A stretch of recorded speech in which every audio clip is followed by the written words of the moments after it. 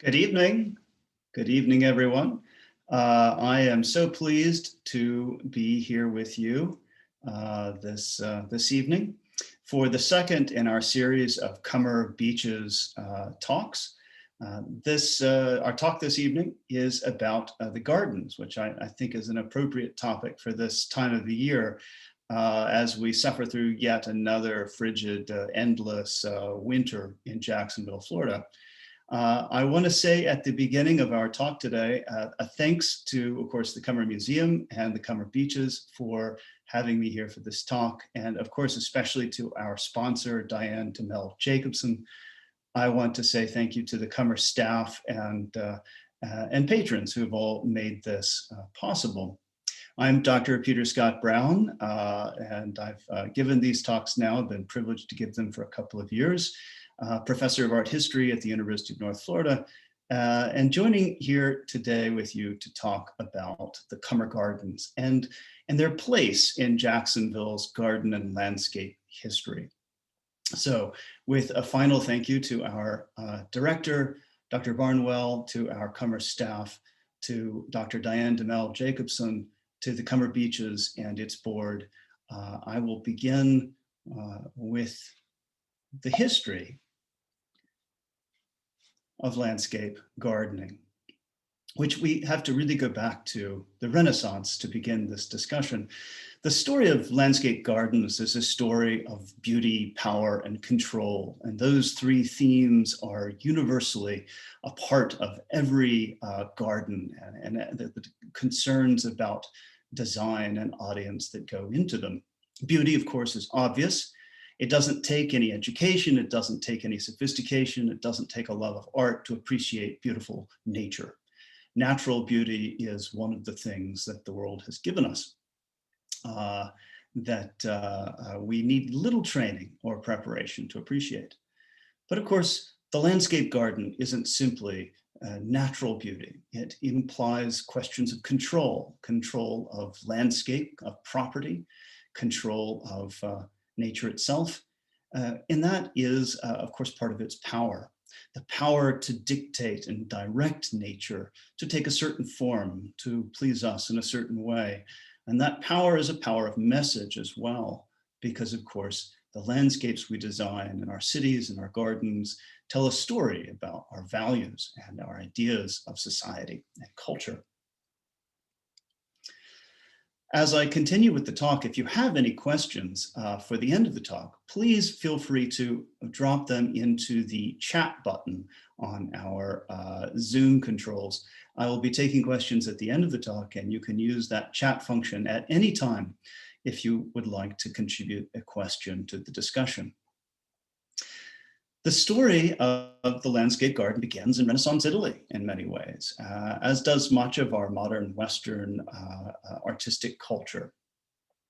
In Italy, the ideas and aesthetic philosophies, mathematical philosophies of the age find expression in the tightly controlled geometrical designs of the gardens. Here we see from the 15th, 16th century, the Palazzo Piccolomini in Pienza, which is the garden of the Piccolomini Pope at Pienza. And we can see the clipped hedgerows and the carefully shaped trees and the simple geometric designs on a high point controlling a vista, a view of the natural valley below in the green region of Tuscany here. An even more extreme example in Italian garden design of geometrical control of the rational garden of the Renaissance is here in this painting of the Villa di Castello from 1599 by the painter Giusto Utens. Even the idea, of course, of hiring a painter to make a portrait of your garden is something that reinforces this triple concern with beauty, control of land, control of the landscape itself, and of the power that comes with that control. Here we see the long, straight hedgerows and the geometrical designs of a tightly and rigidly controlled nature, one that speaks to human ability to shape and to control and dictate the territory in which we live through industry, through artifice, Through science, geometry, all of these ideas are embedded in the rational landscape garden of the Renaissance. But of course, it goes beyond rationality. There's also grandiosity. The Boboli Gardens in Florence, for instance, are a wonderful example of this. Begun by the Medici family in the 16th century and continued by the Habsburg emperors. This is a garden that served private power and private wealth for most of its history, today appreciated by everyone who visits it. But for most of its history, a private territory, as most gardens have been. And as we think of the history of the landscape garden, we have to think also of the history of privilege, the history of power and wealth, because the power to dictate nature, to control it, and to force it to please us in a certain way is inherently entwined with the history of wealth and the history of human political power, economic and political power. The Boboli Gardens here, with their magnificent geometries, their concentric circles and squares, are a wonderful expression of this. The most fabulous example, perhaps, though, is that of Chateau, the Chateau Vola Viconte in France, which is one of the most famous and one of the most important gardens in the history of French garden design. French gardens pick up where Italian gardens leave off as expressions of these rigid controlling geometries of the land. The Chateau Vola Viconte was established by a French courtier, Nicolas Fouquet, in the 18th century, 17th century. And he was a courtier of Louis XIV. He built this garden, this fabulous chateau, in part to impress and ingratiate himself to the King Louis. He had parties and fetes here on a regular basis and invited all of the luminaries and artistic celebrities of the day to come and perform plays and declaim poetry. It was such a fabulous place and so tremendously successful on such a grand scale that instead of impressing the king, it irritated him. And Louis had Nicolas Fouquet imprisoned for life, confiscated his property and territories, and went on to build the Palace of Versailles on an even grander scale, precisely in order to demonstrate that he had more power and control over the landscape than his vassal, Nicolas Fouquet. Here we see an example of the garden in relation to hubris. That is, we can aim too high, we can aspire to too much. And in this case, Nicolas Fouquet's attempt to control the landscape, to determine his own political fortunes by impressing the king, backfired grandiosely. The English garden, by contrast to the Italian and French gardens, is characterized by a different concern for nature, by a pretense of interest in wild nature. The classic English gardens of the estates and countryside manors in England, which evolved after the French gardens, especially beginning in the 18th century and the 19th century. These gardens take their cues from painting of the period. And especially they're concerned with what we might think of as picturesque views. A place like Sheffield Park Gardens here, which seem sort of barely cultivated and featuring large areas of natural terrain, water features and forests. These seem to be lightly manipulated spaces in which natural beauty is allowed to express itself. That, however, is to a large extent an illusion. Designed to illustrate a particular English romantic sensibility about the nature of the landscape. Many of these English gardens are inspired by paintings by artists like Claude Lorraine. Here we see Apollo with the Muses on Mount Parnassus, and these picturesque landscape views of Baroque and Rococo and then later Romantic art. We see wild mountainous landscapes, cascading streams, swans, what look like old temple ruins perched on top of mountains that were long ago depopulated. We see little evidence, in other words, in this Arcadian wilderness of civilization as we know it. wild nature and the ancient human past seem to coincide here on this bluff. And it's only perhaps in the far distance where we begin to see a landscape of human habitation. In fact, the English garden classically is full of features just like we see in this painting. Elevation changes, old temples and rotundas built in the classical style, or sometimes Gothic ruins. And many of these were purpose-built rather than naturally occurring. We see here a wonderful water feature with a beautiful ancient-looking rotunda behind it, a pantheon that looks very much like the temple in the painting by Claude Lorraine that we just looked at. The whole notion of the English garden is that it looks natural and ancient and undisturbed, but in fact is contrived. And that contrivance, that ability to manipulate the landscape to look natural, is itself this understated power of control and expression, which takes us back to those themes of power and control. This is a painting by the English landscape artist Humphrey Repton. It's a design that he showed to a client as a proposal for a landscape redesign, a landscape garden at Wentworth here in Yorkshire. And this is the before scene. This is the natural landscape as it was encountered by the landscape architect, with cows and a pasture and forests. And here's what Wentworth would get if Humphrey Repton was hired to do the landscape redesign. A body of water, a bridge, a curving country path where none existed before. It's really a striking thing that none of these things, of course, are necessary to the landscape, just the opposite. There is a path where there was no path, there's water where there was no water, and a bridge where none was necessary. The whole notion of this new landscape, this modified landscape, is that it looks as though it must have been like this always. But that is a falsehood, a fiction. Thus, at Stourhead Bridge, we see these classic features of the romantic English garden coming together: the temple, the ruinous bridge, the water feature, and a forested wild that sprawls on the hillside behind the water. What do we add to this in America? Of course, as a country that is largely indebted to English cultural traditions and its early history, the English garden is a point of important reference for us, as it was for Ninah Cummer, as we'll see.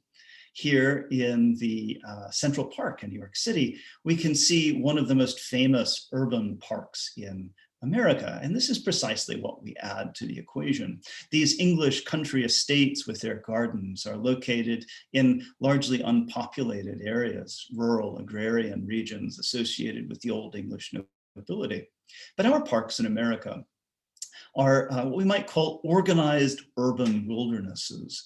And Central Park is the prime example. And its designer and builder, Frederick Law Olmsted, is the banner bearer of American landscape architecture and garden design. It was really his vision for an English garden brought into the city, and more importantly than that, made public, which defines American landscape architecture.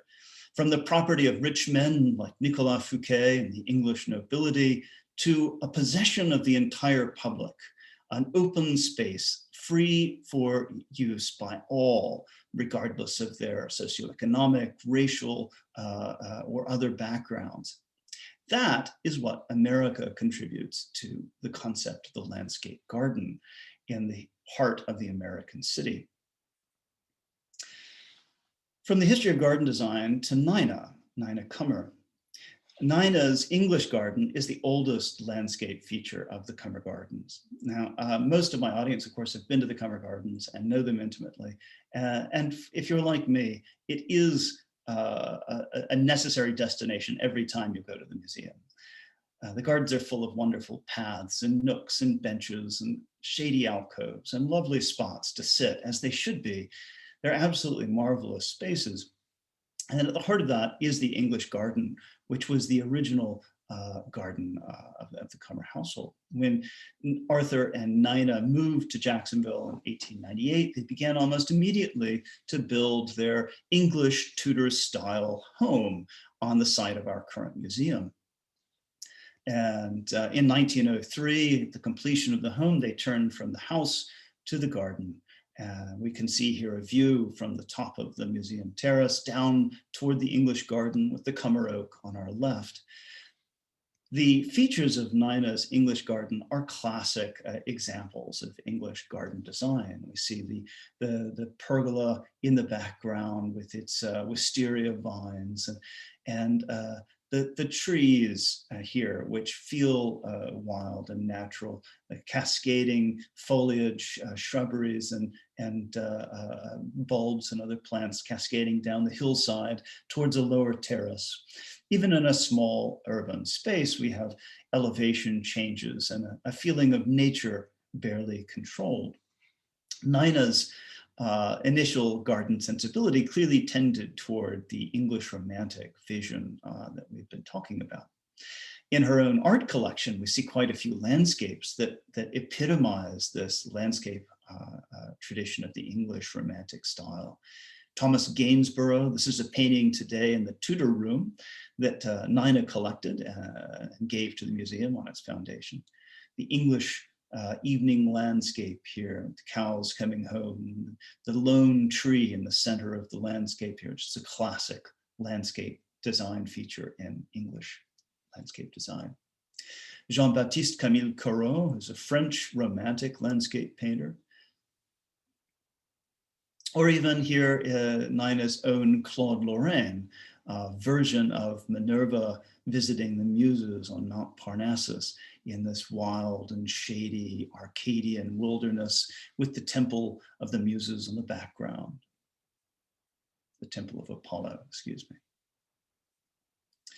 In Ninah's English garden, we can see these various features. There are ancient looking antiquities, modern fake antiquities, but nonetheless characteristic of the English garden, columns and pergolas and trellises.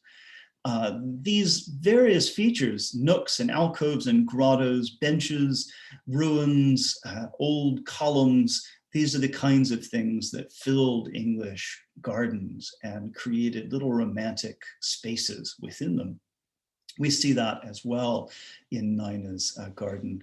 Here, the flower borders in a historic photograph are just super abundant. We have the feeling of nature kind of bursting at the seams. And unlike the controlled and clipped Italian and French gardens, there's a kind of riot, a vigor that can't be contained within the planting beds, as here at Rousham House Gardens in Oxfordshire.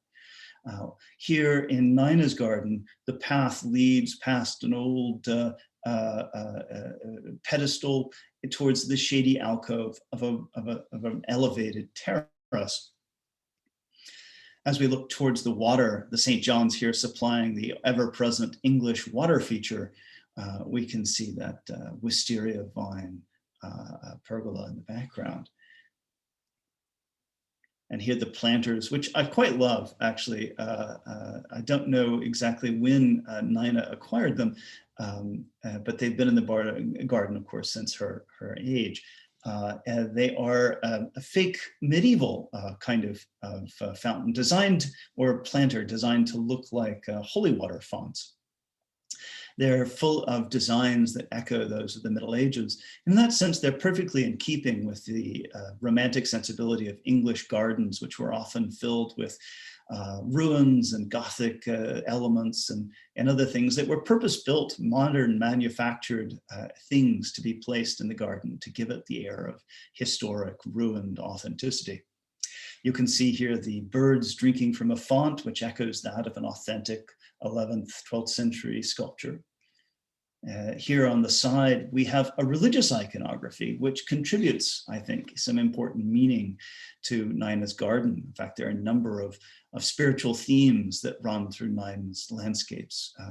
And here the nativity is represented, Mary and Joseph and the baby between them, the donkey and the ox hovering overhead. On an opposite face, we see the image of a the baptism. One of the last features of the garden, Ninah kept editing and changing and transforming and modifying the landscape of her gardens, of course.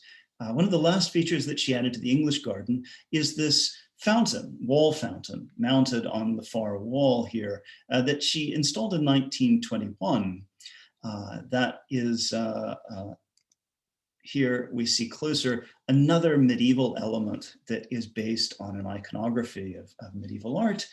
The peacock at the center is a classic early Christian symbol of paradise and of gardens, of course, and totally appropriate for this space. Also a symbol of eternal life in early Christian sarcophagi, which the face of this fountain resembles. And the fountain itself is a highly meaningful religious symbol of paradise and of the water of life, the promise of redemption in paradise.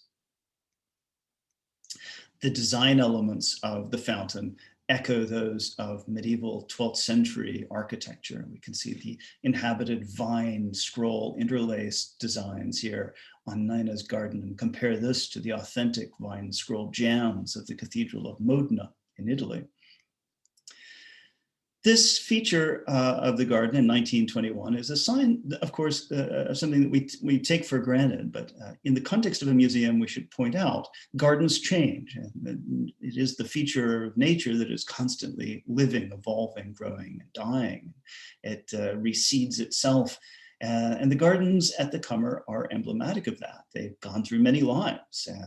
In fact, some have even been almost erased from memory and history, only to be brought back and revived through the museum's curatorial projects. And of course, the Great Flood with Irma heavily damaged our gardens and necessitated a new round of scholarship and revival and restoration. Gardens are a continuing commitment. They're part of a social contract. That is, you don't just make them once like a painting and then stick them on the walls and occasionally dust them off.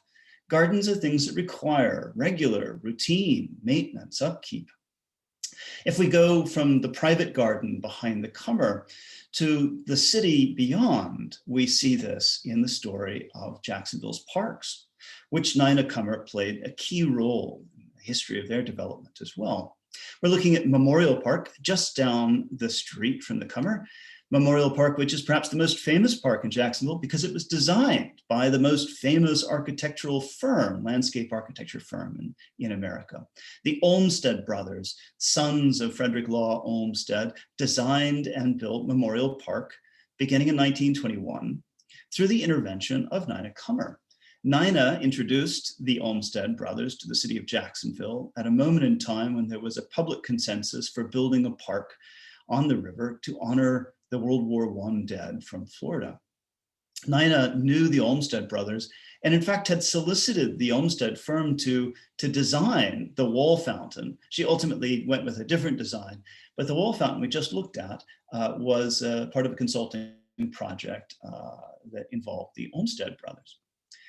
Frederick Law Olmsted is the great apostle of landscape architecture in America. His influence cannot be overemphasized, and the fame of the Olmsted firm is renowned. Almost every city in America is touched directly and indirectly by their influence. Memorial Park in Jacksonville, completed in 1924, embodies the Olmsted's aesthetic concerns and social concerns, with organizing wilderness in urban space for public use. The Olmsted family from the Northeast were abolitionists, public-minded, civic-minded. They believed strongly in public space and public access to beauty through natural spaces. New York City is the most extraordinary example of this, of course, but the Olmsted firm and Frederick Law Olmsted himself were crucial in promulgating a great movement in American city and urban design. Central Park is the banner bearer for this, but also later the Chicago Columbian Exposition, which we talked about actually in our last talk about Ninah in 1893. which was also designed by Frederick Law Olmsted and the Olmsted firm, the white city of Chicago. It exemplified a new concept of urban space. In 19th century America, there was little thought about planning and zoning. There was very little investment in public space, and certainly not in concepts of beautiful public space. But where would we be today without the National Mall in Washington, without the mall in Cleveland, without public urban spaces around the country, green spaces and improved natural spaces that provide beauty, that provide a sense of civic identity, that are crucial to our sense of place and of home in America. The monuments, likewise, that fill those parks and public spaces, including here in New York City in Central Park and here in Memorial Park in Jacksonville.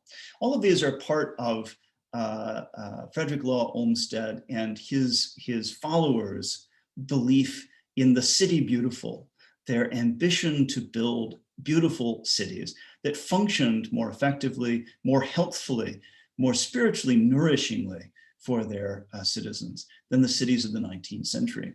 Their concerns were exacerbated by the wealth disparities of the Gilded Age and by the fact that in America, increasingly in the 19th century, beauty, and not just beauty, but safety and health were matters of deep, urgent concern because of the disparities of access between the rich and the poor. Here in our garden, the statue of Diana was a gift from one of the great monument makers of the 20th century, Anna Hyatt Huntington, whose statue of Joan of Arc in Central Park we just saw. To understand Ninah Cummer and the Cummer Gardens, we have to go back and understand the city that she lived in, that she came to in 1898. Jacksonville, as Ninah first found it, was a very different city from the one that she helped to build, both privately in her own home and through her museum, and publicly through her public work on behalf of the city, on behalf of its citizens, in building a beautiful city. The city of Jacksonville in 1893, as we see in this map, is a very different one from the one that we know today. Development was almost entirely in the area of what we know as downtown today, stretching here around the corner only into Brooklyn and just into the first parts of Riverside. Almost nothing across the river. And there were, at that time, no real public parks. There were places that had been platted and deeded and set aside for the concepts of parks, but there was no development of public space. The main park in the city was called just City Park, today James Weldon Johnson Park, more recently Hemming Plaza, which we see here in 1864, an almost unimproved space. In 1893, Riverside Park was simply a green space filled with cattle. There was in City Park a grandstand that had been built at one point in a fit of civic do-gooderism that had rotted away and fallen down and was lying as a ruin in the middle of City Park in the 19th century. Jacksonville was a city of mud. It was a city of filth. It was a city that was likewise racked by problems of sanitation and hygiene. It was a city of pandemics, of typhoid, of tuberculosis, and most horrifyingly of yellow fever, which there were several major outbreaks and pandemic events in epidemic events in Jacksonville in the late 19th century, including famously in 1888. We see here cartoons and images from that period, which reflect the anxiety and the terror of the yellow fever. Here in Jacksonville in 1888, we see an image of plague fires. They didn't know very much about sanitation and hygiene and germs in those days. In fact, the discovery of the transmission, means of the transmission of yellow fever didn't occur until 1900. Walter Reed discovered that it was mosquitoes bearing it. In 1888, they burned fires in the belief that the smoke might ward away the germs. They fired cannons out of the benighted belief that the loud noises would scare away the plague. It was a time that we can look back to from our own pandemic moment here and think about some of the samenesses and some of the differences that unite us. Here in Waycross, fumigating the mails from Jacksonville. Here, refugees from Jacksonville being prevented from detraining at a stop in Georgia.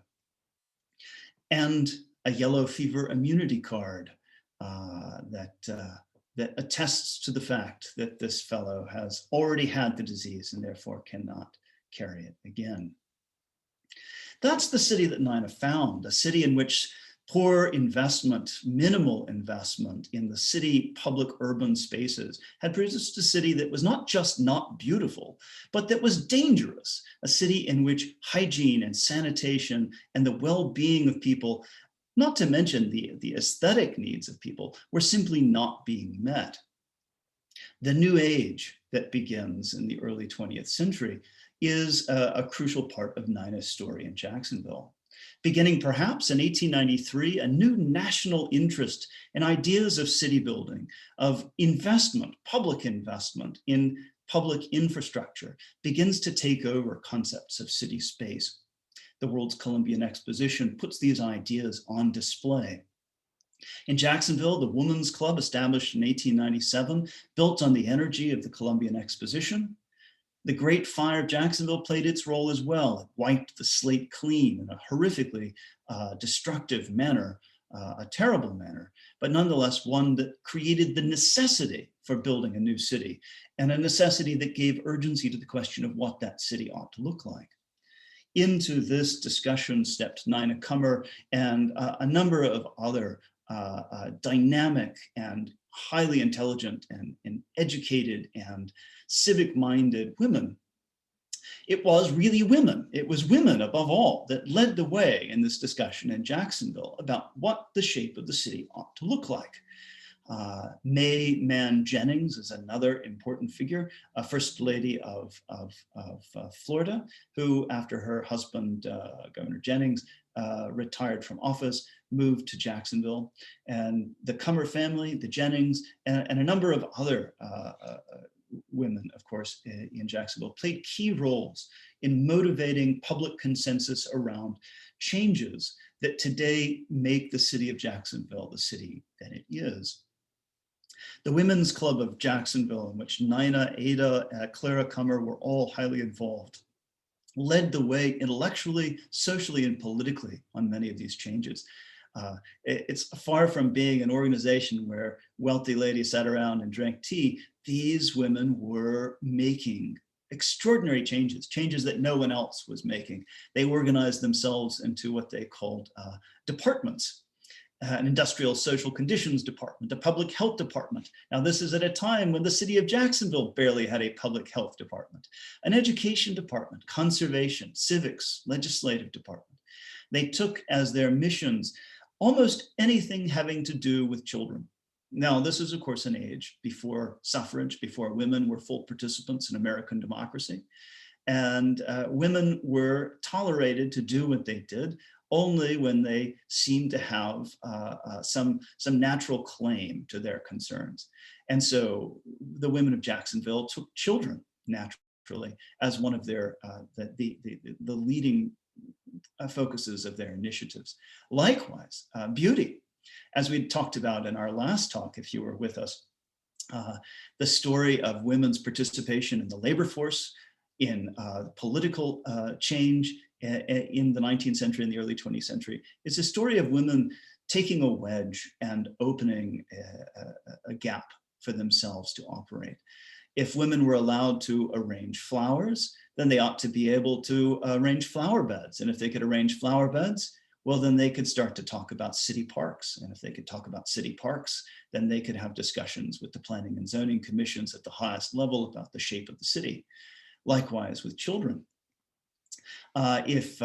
If it was natural for women to be concerned about the welfare of children, well, then their concern was with public health and the mitigation of the terrible epidemics of tuberculosis and typhoid, yellow fever. If their concern was with children, then their concern was with playgrounds and parks, with the issues of child labor, juvenile justice reform, school construction, education reform.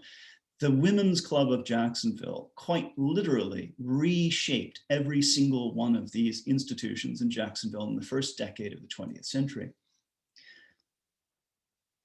It was through their efforts that at the state level, Jacksonville was permitted to pass bond issues to build schools. It was through their efforts at the state level that child labor laws were passed for the first time in Florida that outlawed certain forms of child labor. It was through their efforts that the first city parks were built, purpose-built. There, of course, as I said, was City Park and a few other places that had been platted and deeded, but there had been no public investment in these parks. And one of the very first was the park that we know today as Springfield Park, Dignam Park in Jacksonville on the edge of downtown. This is more than just a beautiful garden space. This is a part of the larger philosophy of transformative urban landscape change that was at the heart of the women's agenda. Dignam Park lies along Hogan's Creek, which was an unimproved region that frequently flooded and was a source of major health and sanitation problems. It became the site of the city's waterworks. The creek was canalized and the floods were controlled. The area was improved. It was a boon not simply to public aesthetic space, it was a boon to public health and to many, many, many other dimensions of public well-being. The park was named for Peter Dignam, who was the first public works commissioner in the city of Jacksonville. It wasn't appointed until after the Great Fire. It was the first time that the city of Jacksonville even had a public official tasked with issues of public aesthetic space. Peter Dignam was from Ann Arbor, Michigan, and was a social friend and partner of the Cummers. In fact, he moved from Michigan, just as Ninah and Arthur Cummer did, at the same time in 1898 from Ann Arbor, where he'd gone to the University of Michigan, just as Ninah Cummer had attended the University of Michigan. Peter Dignam thus coming to the city of Jacksonville and taking on these responsibilities is no accident. The Women's Club of Jacksonville was instrumental in placing sympathetic progressive figures in many offices in city government, and then guiding them and leading them and pushing them to make the changes which were sought. Ninah, as president of the Women's Club of Jacksonville in 1907, presided over the installation of the very first public playground in Dignam Park. It was the first public playground in the entire city of Jacksonville. And just a marvelous idea how radical and transformative a playground can be at a moment in time in 1907 when the state is still debating child labor laws and whether or not to fully fund education. The idea of play itself is again an idea of this tension of power and control. Play is all about rules and acculturation to different kinds of rules. The park as a public space is a part of civic space. And the children were learning in this space to be the kinds of citizens that they would grow to become. This too is a part of the comprehensive and sophisticated plan and agenda, the Women's Club of Jacksonville, with the leadership of Ninah Cummer at its heart, pursued in the 19-aughts and teens. It's not the only vision, though, for Jacksonville. In fact, Jacksonville is a city in conflict during this period, and the landscape of Jacksonville itself was a landscape in conflict. We are here outside of Jacksonville in a lusty Battlefield State Park, which is the site of the Olustee Battlefield Monument, erected in 1912 as the result of a movement that began in 1897, around the same time that Ninah Cummer came to Jacksonville. A movement led by the United Daughters of the Confederacy in Jacksonville in order to erect a monument and a battlefield site to make a state park dedicated to this site outside of Jacksonville, associated with the most famous battle in the Civil War that occurred in Florida, the Battle of Olustee, which was a victory for the Confederate side. And which was seen by the Daughters of the Confederacy as a kind of Florida Gettysburg. This monument was in fact built and designed after a monument at Gettysburg. But it reflects a different concept of the values of public space, using the same strategies that Ninah and others used to get parks built and to make city and public improvements. The Daughters of the Confederacy, just as the Women's Club of Jacksonville, realized that controlling public space through architectural and landscape design was a means of controlling the narratives of public space. For Ninah and the Women's Club, the narrative was about play and civics and beauty. For the Daughters of the Confederacy and those who supported the Olmsted battlefield, the values, of course, were different. There is a reverence for the past and for the lost cause, a false narrative of Southern victory that is embedded in this monument at the Olmsted battlefield, which, when it was erected in 1912, drew the attention of the United Confederate Veterans, who shortly after decided to hold their 24th annual reunion in the city of Jacksonville. You can see the program cover here tells the story very directly. From Olmsted, they march on Jacksonville. Jacksonville, which was a Union city for much of the Civil War under Union control. In 1914, the United Confederate Veterans and their supporters thought to change that narrative of Union control. They came here marching on the modern city of Jacksonville to Dignan Park, where the United Confederate Veterans set up camp, occupying this space.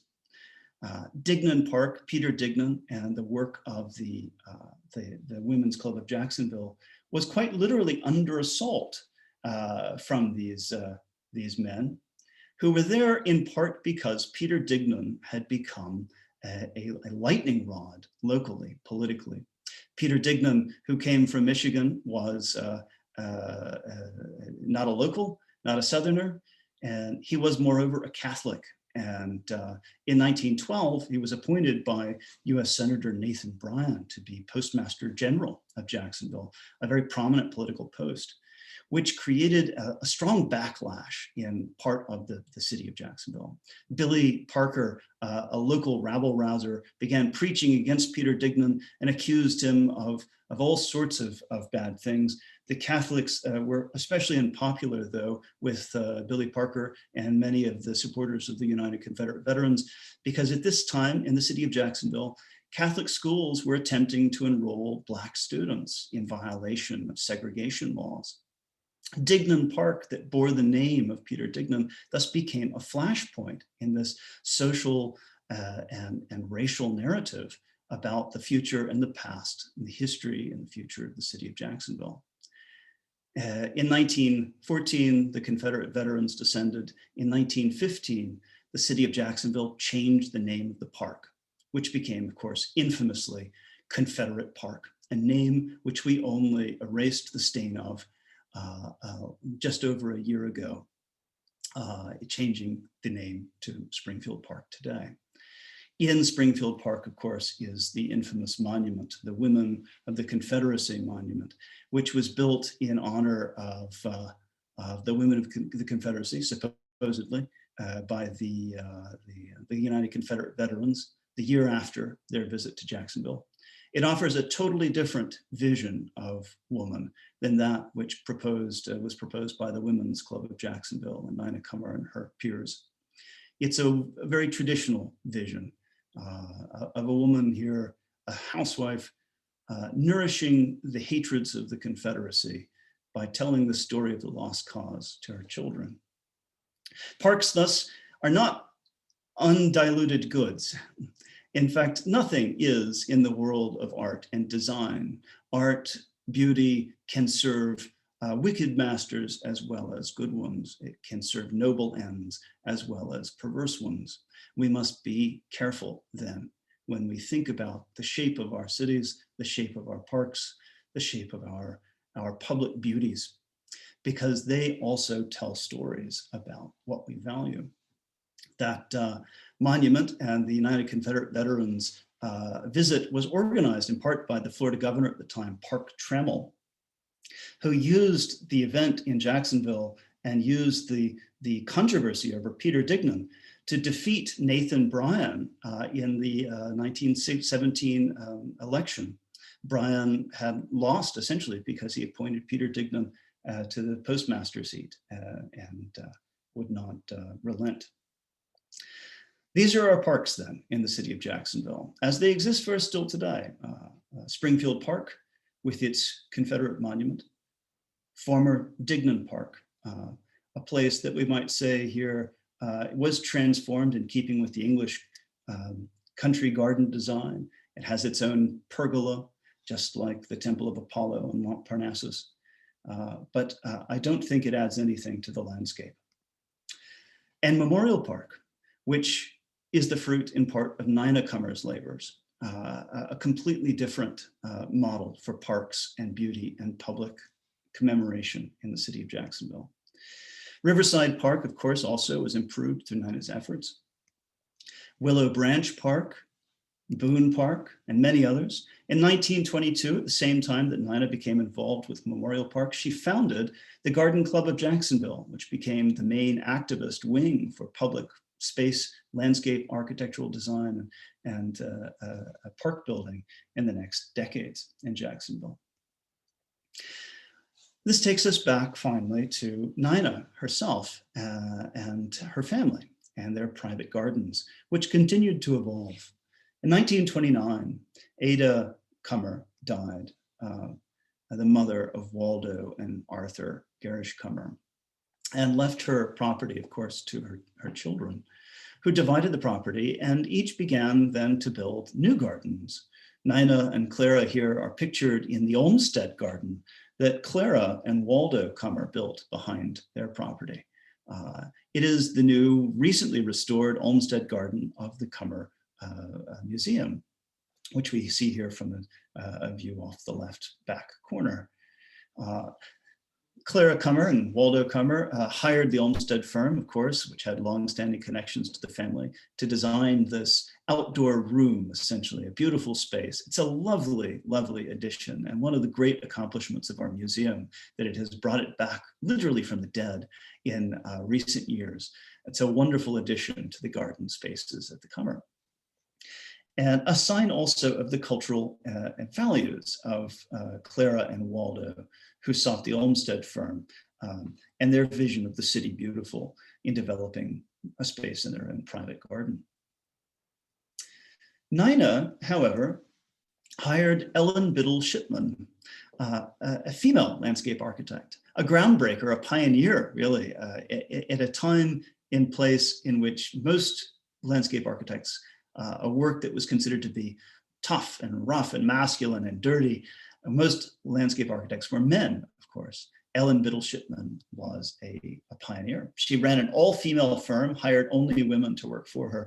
And it's entirely in keeping with our image that we developed in our last talk of Ninah as a patron of women artists and intellectuals, that she hired Ellen Biddle Shipman to design the garden behind her house.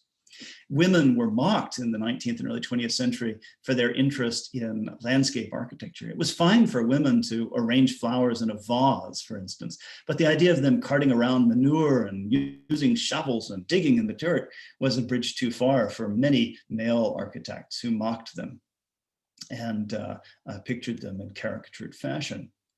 But Ellen Biddle Shipman was a marvelous designer. And she and Ninah clearly had a shared interest in concepts of Italian architectural and landscape design. Both had recently visited the Villa Gambari in Tuscany, one of the most famous private gardens in Italy, a beautiful space which is quite obviously the model for our Italian garden at the Cummer. Here's Ninah's needlepoint view of the Italian garden based on the Villa Gambari, based on Ellen Biddle Shipman's designs. And you can see here in a plan of the Villa Gambari, the garden space, which so resembles our Italian garden at the Cummer. Ellen Shipman's first design, however, went through some modifications which tell us something about Ninah's own personality. We can see here the first preliminary plan. Here, it looks very similar, deeply similar, in fact, to the plan at the Villa Gambari itself. There are pools and a fountain in the center here of the garden space. That was apparently not acceptable to Ninah, and she had some suggestions. And initially, in a second plan, the fountain, which is, of course, the centerpiece of our current garden, moved from the center of the garden here to the front of the garden, at the bottom of the staircase that descends from what is today the museum. This also wasn't acceptable. And finally, the garden was moved, the fountain was moved to the back of the garden, inside the archway, which we call this a gloriette. It's a kind of freestanding arch, which is an architectural feature which suggests the shape of a building, but without quite, of course, establishing an architectural space. We're still out of doors. Viewing here the fountain through one of the arches of the gloriette. Here in the final design, you can see that the fountain has moved into the embrace of that round gloriette. It is a design which is so striking to me as a medieval art historian because I recognize it immediately as the design and plan of a medieval church. In fact, early medieval churches look profoundly similar in their outline and plan to the Italian garden space that we have here in the backyard of Ninah's house. What Ninah built in many ways is like an outdoor basilica. As we can see, if we look at the overhead view, there are these wonderful, skinny, narrow, columnar Italian cypress trees which line the alley, the nave, as it were, of the basilica. They are like the columns that fill the aisles of the church. And here in the embrace of the gloriette, we see the fountain, which occupies the place of the altar in the apse. There's even the suggestion of a transept arm. This is a space that I see almost absolutely as the floor plan of a early medieval church. There is even, when we stand under the boughs of the oak, which overspreads the Italian garden, the suggestion of the great ribs and arches of a vaulted ceiling that rises with the glory of nature into the heavens in its canopy over the Italian garden. It is a space, I think, finally, that reflects not only the beautiful, but the spiritual sense of Ninah and her sense of the intertwining values of beauty and spirit, which make her work, both in her private gardens here and in our city of Jacksonville, so characteristic of her person, of her personality, and of her intentions for her city. Her legacy is great, of course, in the museum. We talk about that a lot. But when we walk through Memorial Park, or when we talk about the future of the monument in Springfield Park, we ought to also think in that context about Ninah's values and Ninah's ideas, and those of the women that she worked with to help to make the city that we know today. Thank you so much for having me today, and I look forward to your questions. Again, if you have questions, we can take them in the chat. I will go ahead and open the chat now.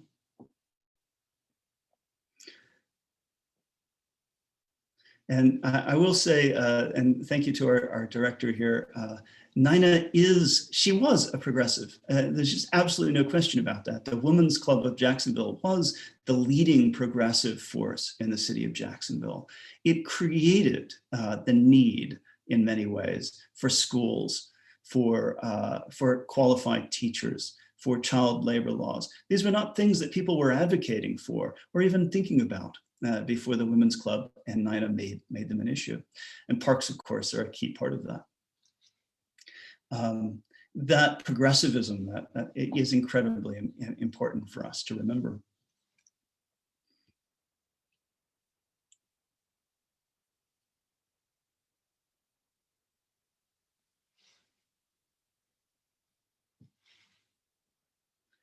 Let's see, I'm looking for a question. Oh, the Olmsted brothers also worked with the Timuquana Golf Course in Ortega. That's quite interesting. Of course, Timuquana is a classic private urban wilderness and a beautiful space that is like Ninah's Gardens out there on the river, an exquisitely beautiful space. I wasn't aware that the Olmsteds were connected with that. I will say here, there's a comment about how sad it is that the narrative of our public space is tainted by racism. And that's an extremely important comment. Yes, it is sad. And yes, it is true. And it is, of course, still true to this day. It is a legacy that we, I think, owe it to ourselves. We owe it to Ninah as well, and to others, or to White, to many others. We owe it to ourselves to consider that and to investigate that and to understand it. Because as I said at the beginning of our talk, landscapes are about beauty, but they're also about power and control. We can use power and we can use control. We must use them in many ways in order to have cities. And we can use them for purposes that serve the public good, that serve private interests. We can use them for purposes that are morally and ethically dubious, or for ones that are idealistic and broad-minded. We are constantly, I think, as a society, having that debate when we talk about millage rates and we talk about planning and zoning laws.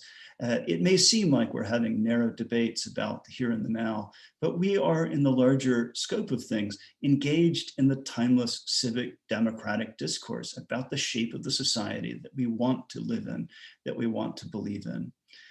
Those little decisions, they all mattered. That was, of course, the great insight of Ninah Cummer and her peers in the Women's Club in the early 20th century. Yeah.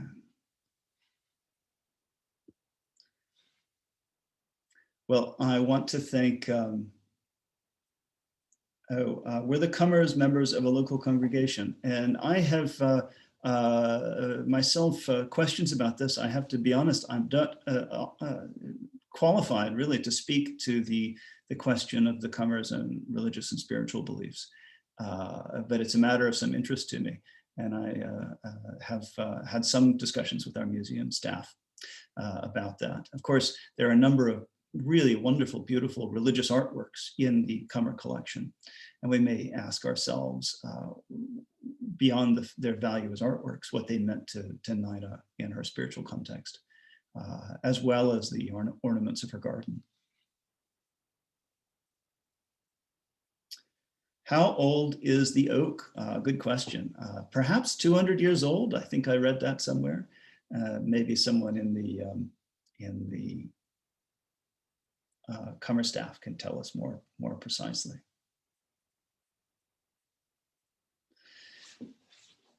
Now, as we prepare to celebrate the bicentennial of Jacksonville, what recommendations do we have to continue to associate gardens with public good, beauty, and forward momentum?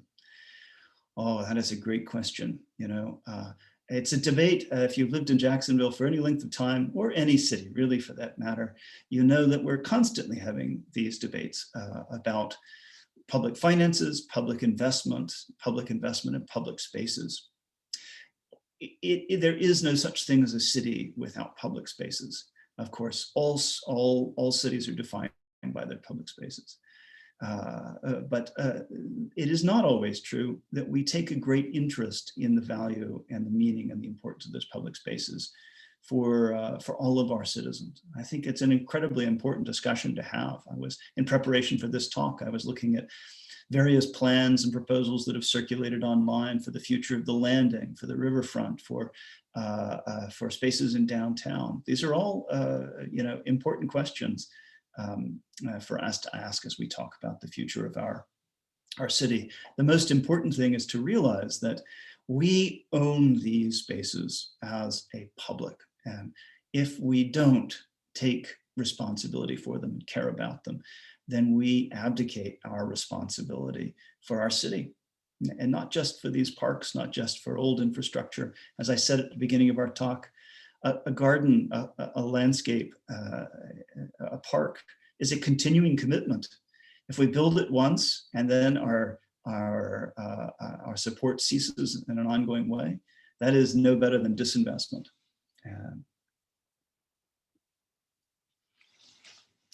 Let's see if we can take maybe one more, two more questions. Was the women's organization met with strong political opposition? This is a very good question. They absolutely, it was. The women in the early 20th century in Jacksonville could be really ambitious. In 1905, for instance, there was the superintendent left, and the Women's Club of Jacksonville tried to install a woman as superintendent. It was pointed out to them that it was literally against the law for the state or the city to hire a woman in the capacity of superintendent. But they were frequently pushing the envelope in this way, and it did occasion some real pushback. This is the case, for instance, in the issue of child labor laws. The Jacksonville Times-Union, interestingly enough, came out strongly against the child labor laws that the Women's Club had proposed, and had really vitriolic editorials against the women and against their positioning of the issue of child labor, which the Times-Union in 1907 fully supported. So there were plenty of other contexts, and the episode involving Peter Dignan is one of them, where there was pushback against someone who had been supported for public office as a result in part of the progressive women's support.